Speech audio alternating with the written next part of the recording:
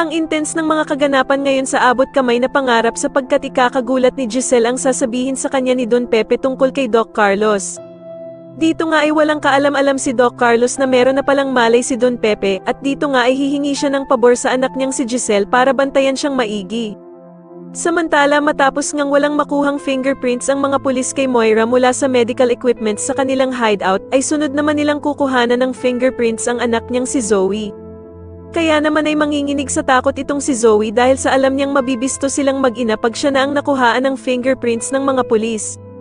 At dito nga ay hindi na makakapayag ang bruhang si Moira at gagawin nga nito ang lahat para mapigilan ng mga pulis sa pagkuha nila ng fingerprints sa anak niyang si Zoe.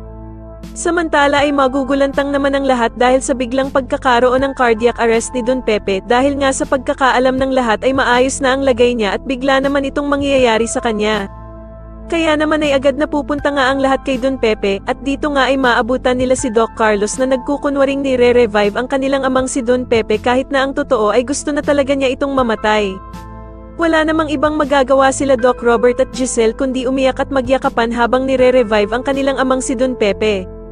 Sa kabilang banda naman ay biglang tatawag si Lynette kay Giselle at takang-taka naman siya kung bakit humahagulgol ng iyak itong si Lynette. Kaya naman ay agad niyang tatanungin si Lynette kung bakit ito umiiyak at kung meron nga ba daw na nangyari sa kanyang amang si Don Pepe.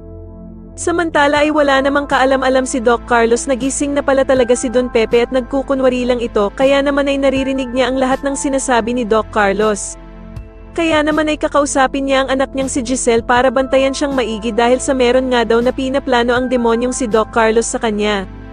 Sa tingin niyo tuluyan na nga kayang mahuli nila Giselle ang kasama ang binibalak ni Doc Carlos sa ama nilang si Don Pepe, mas lalo na nga talagang nagiging exciting ang mga susunod na kaganapan kaya naman ay mas lalo pa nating abangan ang mas lalong gumigandang abot kamay na pangarap. Maraming salamat po sa inyong panonood at sana po ay masubscribe niyo ako. Maraming salamat po.